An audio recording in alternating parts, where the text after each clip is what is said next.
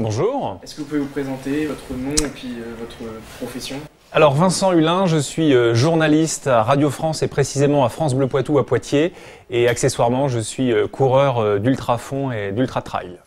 Donc est-ce que vous pouvez présenter le but de votre venue ici à cette conférence à Sciences Po Poitiers? Alors j'ai cru comprendre que ce soir on allait parler un petit peu du dépassement de soi et du mental puisque moi ce sont des courses qui font plusieurs centaines de kilomètres, souvent avec du dénivelé, souvent à la montagne, et donc je vais évoquer le cheminement pour en arriver à traverser les Pyrénées, donc quasiment 900 km. On part de la Méditerranée, on arrive à l'Atlantique en 16 jours maximum, avec des hauts et des bas, avec une grosse préparation physique, une grosse préparation mentale bien évidemment.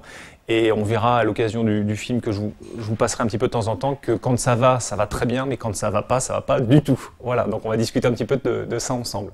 Vous pensez que ça peut avoir un rapport, l'ultra trail dans ce sens-là, et puis les hautes écoles, en termes de préparation mentale sur un rallye, je dirais, assez long?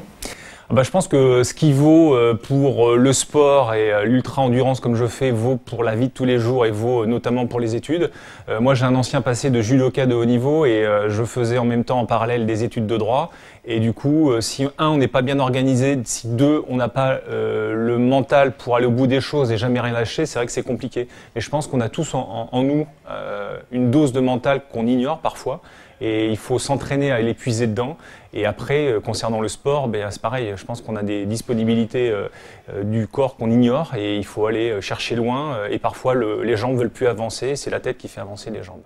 Et en plus du mental, si on fait le parallèle pareil avec les hautes études, la condition physique, c'est important aussi, non ? Alors je sais pas, on a tendance à dire un esprit sain dans un corps sain, j'irai pas jusque là, mais pour moi c'est un tout.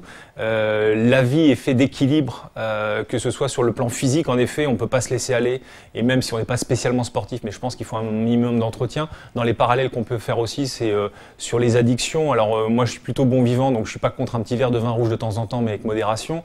Je fume pas, sauf un petit cigare de temps en temps, donc voilà, j'ai les plaisirs de la vie, et je pense qu'il faut pas se restreindre. La limite, elle est juste de faire les choses de façon réservée un petit peu et pas tomber dans les extrêmes, que ce soit dans un sens comme dans l'autre. Ça vaut aussi pour la nutrition, ça vaut aussi pour le sommeil. Et je sais que quand on fait des études et des hautes études, il faut extrêmement faire attention à ça et si on va aller jusqu'au bout. Et donc voilà, ça demande un petit peu d'hygiène de vie et de sérieux par rapport à ça, quoi.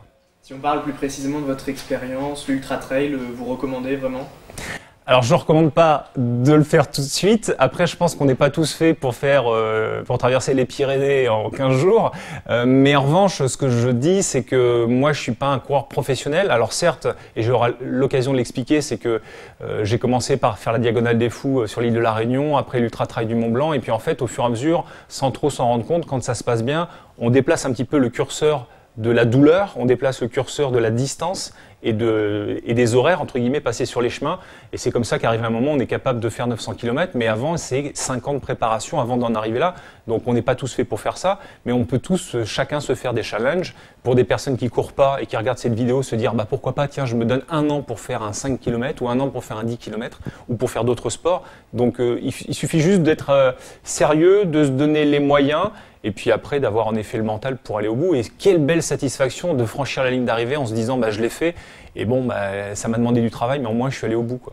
Et après avoir fait des choses aussi énormes que le commun des mortels imagine presque impossibles, c'est quoi les prochains objectifs une fois qu'on a réussi à faire tout ça? Ça c'est la difficulté parce que moi j'avais fait une course qui s'appelle le Tor des Géants en Italie qui fait 330 km et quand je suis revenu, je me suis dit qu'est-ce que je fais après? Et puis 10 jours après sur internet, il y a un type qui a dit et si on se faisait la traversée des Pyrénées en courant? Donc voilà, c'est quasiment 900 km. Après on se dit qu'est-ce qu'on peut faire de plus ou différemment?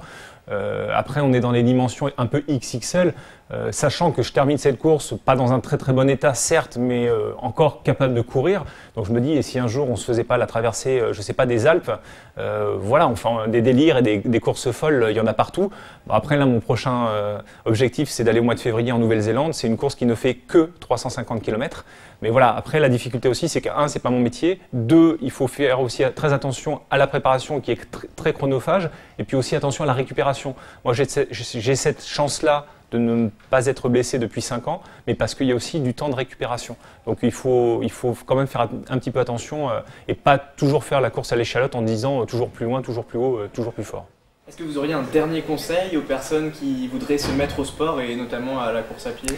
Alors moi le sport, j'ai été baigné dedans tout petit. Dès le collège, j'étais en sport-études judo et en fait le sport m'a accompagné tout au long de ma vie.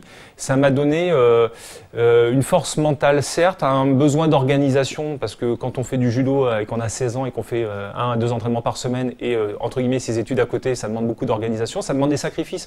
Mais quelle belle école de la vie. Donc faites du sport, faites de la marche, ne serait-ce que de la marche. Faites-en régulièrement, c'est bon pour vous, c'est bon pour votre cœur, pour votre corps, pour votre tête. Et puis ça vous permet aussi de rencontrer des gens et de vivre des belles émotions. Donc franchement, allez-y, quoi. Merci beaucoup. Au plaisir, ciao. Merci. Sciences Po.